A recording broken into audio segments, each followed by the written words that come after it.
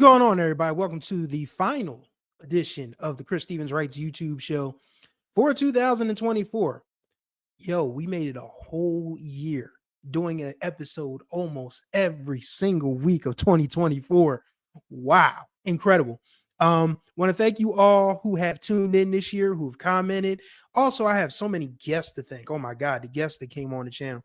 My first guests were my guys, Roy Burton and Chris Domingo, when we did the road to WrestleMania way back in January. Thank you guys. Greatly appreciate y'all. Shouts out to Mika, who did the WNBA first half recap with me. Shamika Rhymes talking about Kashif, my friend Kelly Forkenbrock on Prince Day, my dog Sonny talking about Rod Temperton, Gino Sorcinelli, of course, one of my better episodes when we were talking about everything content creation and journalism. Of course, Gino runs Micro Chop and 1,000 Spins. My guy Evan Barnes, who did the Prince and Stevie episodes with me, the Purple Rain and Fulfilling His First Finale episodes. My homegirl, my college friend Tia the Gym, almost said her last name, Tia the Gym, who did the Eve episode with me. Jesus Christ, man, I had a ton of guests on this year, so and hopefully more will come in 2025. So I want to thank the original crew who came on, made this podcast as great as it was, and thank you all for tuning in. Greatly appreciate y'all as always. If you're new, if you missed a lot in a year, you missed a lot in 2024. So you got to go back and check out everything that I've done on this channel. There's over 100 episodes. So I mean, what you've been waiting on. But if you're new here, welcome. My name is Chris Stevens. I am a sports writer going into his 23rd year as a sports writer. Jesus Christ. Oh, Lord have mercy. I've been a journalist more than half my life. It's a long ass time. But yes, I'm a sports writer.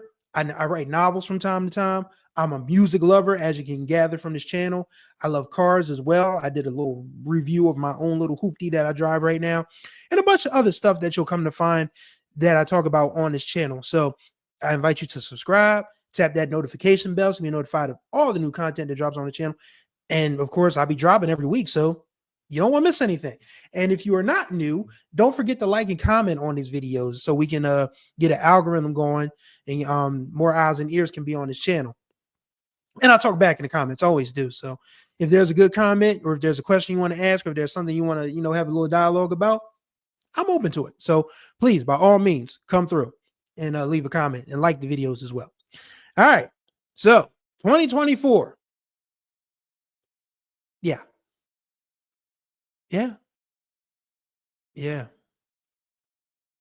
One of those years, man. Like we can't even say that 2025 is going to be better because we all know the hell that awaits us beginning January 20th. But as far as everything else goes, it just wasn't a really good year in general. I mean, for me personally, I'll probably say more of this for the overnight scenario, but I just want to say that I didn't meet a single new person this year on a dating app. And maybe that's my fault for, that's more overnight scenario stuff. I ain't go out on a date. I had one. Yeah, I'll leave that for overnight scenario. But it wasn't a good year personally. Professionally, it was cool though. I mean, I fulfilled all my, my HBCU sports stuff is starting to, really get some traction. Like we're really making moves over there. And we've had some really good stories. We've had some really good podcasts. We've had some really good coverage. So being able to cover Black college sports, which is where I got my start. Of course, I went to Delaware State University. Shouts out to them Hornets. Where I be able to cover the stuff that's near and dear to my heart. That was at the beginning of my career. And now that I'm 20 plus years in doing it still, man, I don't take that for granted for a day. So I'm grateful. Shouts out to my boss, Ken Rashad, my other boss, Kendrick Marshall, my coworker, Jared Hoffman. We had a really good year. 2025 is going to be better for HBCU sports. So the only thing I feel like I missed out on is I'm still struggling trying to get my creative writing chops back. I did not finish The Great Christmas Romance, and that hurts because I still feel like that story has so much merit. It is such a great idea, but I just wasn't in the right frame of mind to finish it. So what I'm going to try and do is I can't force myself because writer's block can kick your butt regardless. That's just the way it works.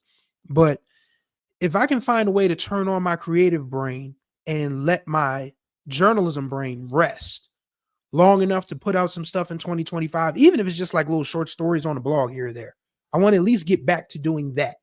So, I mean, there's so much that I want to do in a creative writing space. I still have stories I want to tell, whether they be romance, coming of age, family, retro. Like, I actually one of my favorite. Excuse me. Don't you hate when that happens? You're on a roll, you're talking, and then all of a sudden, you get a little nagging gas bubble. This is what happens when you're 43. Age just be aging, bro. That's the way it works.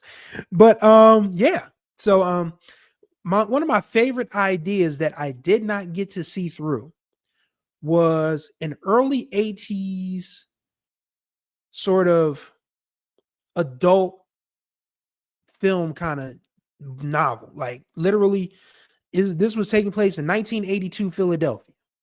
This was in the this was, talking about like people were still going to like, porn theaters at the time, and, what adult bookstores were starting to pop and all of that stuff.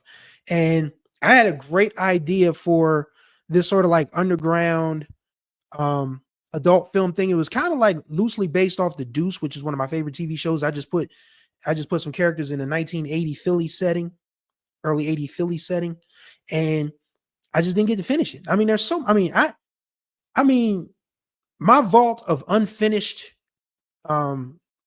fiction, it's enough for about 3 or 4 books, probably 5 or 6 if we're being honest. But I want to get back to that. I want to get back to that so bad. So I'm going to find a way, even if I just have to sit down and just write some bullshit for, just, the free write, just say, all right, John went to the bookstore, John went to Walmart, farted in the aisle or some shit like that, just to get, just to get the creative juices flowing again, somehow, some way. Because I mean, I still think that I have a great novel in me somewhere. Not saying the 12 that I didn't write and publish, or the 12 that I published and wrote, I didn't enjoy. I mean, I still have some great stuff in there. I mean, by the way, since it is New Year's Eve, I do have a New Year's Eve short for you to read. It's called Party Favorites. It's 99 cents on Kindle. That'll be in the comments. It's a story of Kasim Rogers, and Taylor Roundtree, two people who meet at a New Year's Eve party that they really don't want to be at. They, there's a chemistry. They start dancing. They start feeling on each other. And then, before the night is out, they getting it on. They're bringing in the new year with a bang, literally. So I'm going to leave that in the comments. You guys can share it, like, and enjoy. So, that's what I talk. Let's see. Personally, I ain't had no fun. Professionally, pretty cool. Creatively, still struggling. Everything else, it's just like, I think the hardest part about trying to isolate yourself, as I do often, because I'm kind of like, a hermit in some respects, is that you kind of are left out of a lot of stuff where you feel like, things that didn't go your way or just, there's so much to be frustrated about, but you don't have anybody to confide in because you don't want to confide in anybody. Because a lot of times people will turn around and tell you about what's going on with them. And I mean, there's been a lot of loss, not just, in the world in general. Of course, we just lost Jimmy Carter the other day. So, but the same day Jimmy Carter died, a friend of mine from college died, and he wasn't as old as Jimmy Carter, quite obviously. So, I think about, his loss. He had just gotten married. He had a baby boy. Like every picture I saw him in on Facebook, because, I think that's the hard part. I think that's the tough part about social media, is that you see everybody virtually every day that you feel like you don't need to make an effort to see him in person. And we got to change that, myself included. But every picture I saw him in with his wife and his son, he looked so fucking happy. And for him to just suddenly pass away like that, it sucks. It absolutely sucks. So rest in peace to Brandon Maddox, bro. I can't call it, man. It's just like, you lose people. My nephew died earlier this year. A lot. We ain't talking about the famous people we lost. We lost Jimmy Carter, we lost Quincy Jones, so many others, Frankie Beverly. It's just like, yeah, people die all the time. That's the circle of life. You live in, and you die. But I think if anything else, it's sort of kind of like illustrates the point that you need to live in between that dash from the day you're born to the day you check out of here. That dash needs to be filled with something. I don't care what it is. You know, you need to have some stories to look back on as you get ready to pass on to whatever is, if anything, is next. So I think I mean it just it's been a rough year, an absolutely rough year. Like if you lost somebody, I send you my condolences. I send you my thoughts and prayers because this shit ain't easy, bro. It is not. And it just reminds you that life really is precious and it's fragile. Like, you know, every day you wake up, man, you got to count it as a blessing, even if you are struggling, because it's still a new chance to find something new, do something different, change your life, as long as you get that opportunity to wake up. So, yeah. So what else did I want to talk about?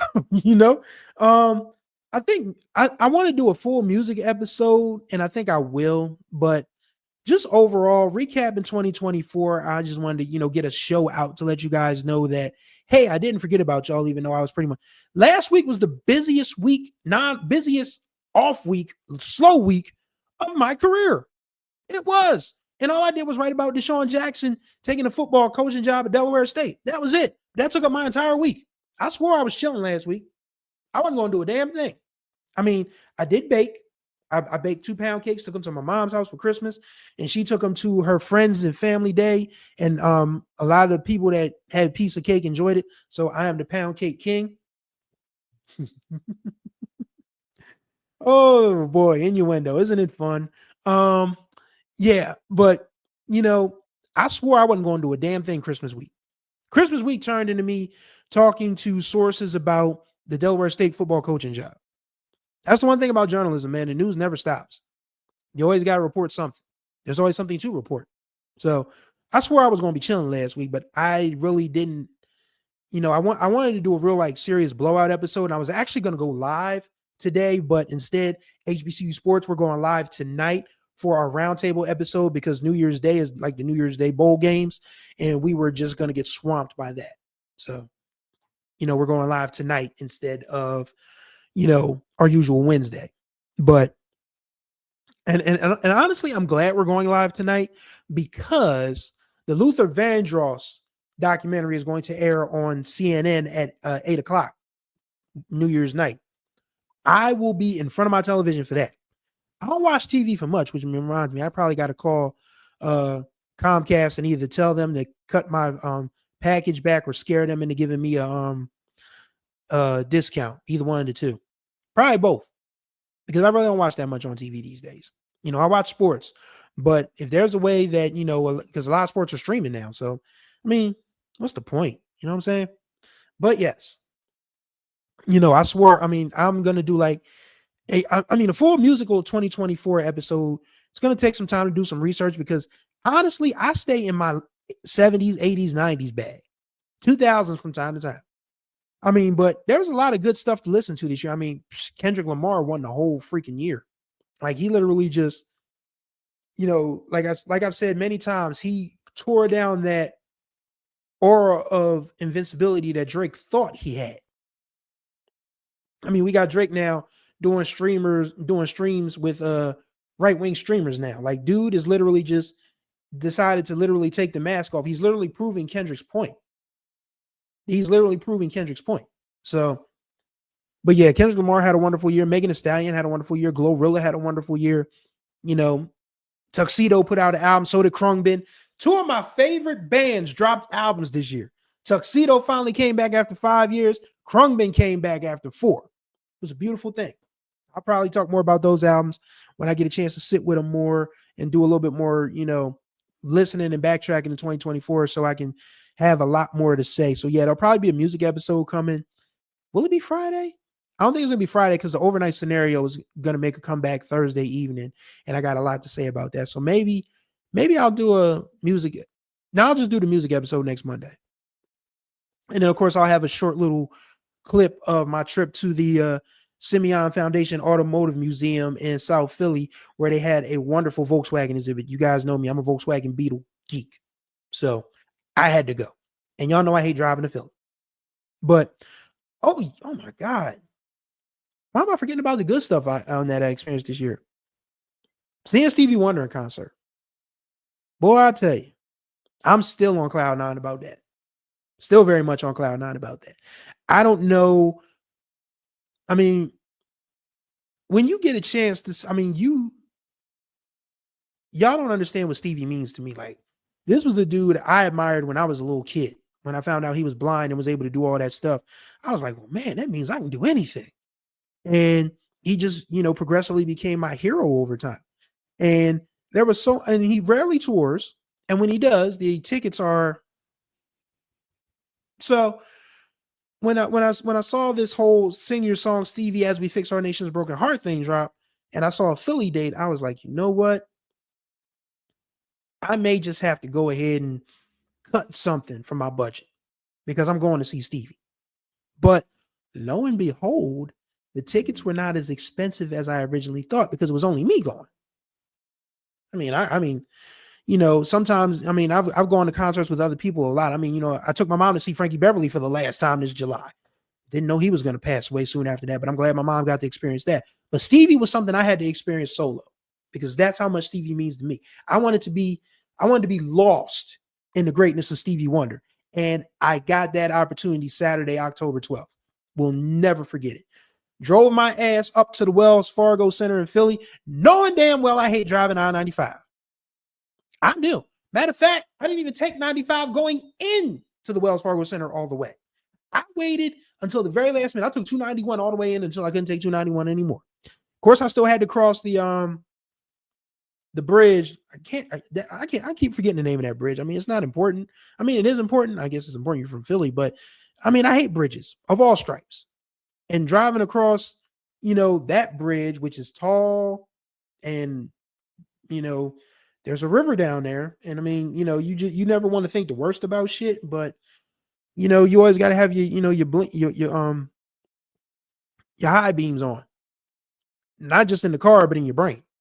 But yes, I drove 291 all the way in until I had to take the bridge over into South Philly officially over to the complex, drove up to the Wells Fargo Center, saw my guy, and he did not disappoint. I have so many good clips from that show. I've already, had them saved to my cloud. So I'm just going to keep looking back at those. Just like, man, I really saw Stevie Wonder and it was beautiful. It was beautiful. So yeah, there was some good in this year. It wasn't anything perfect, but I think what I am going to do today, cause I've already, by the time you guys will have seen this, I've already done my last run of the year because I've got to get back to, you guys may not see it, but I'm a little heavier than I would like to be. I'm not in any real danger, but I put on too much weight for me. I've come too far. It's not anything exorbitant, but it's probably about 40, 50 pounds. If I can drop this 40, 50, get back to the 220-ish range where I was, 220, 225-ish range, I'll feel really good about that. But it's got to start somewhere, and it's going to start. I finally got back to running. I couldn't run for 2 weeks because I had the cold from hell. It wasn't COVID because I tested for it, and I've been vaccinated and boosted. So, you can still get COVID if you vaccinated and boosted, but it's just not as bad. But this was just an annoying ass cold and I couldn't run. So I missed out on, trying to get back down into somewhere reasonable for me, which I believe is between 250 and 260, anything above that. And I'm a little on edge right now.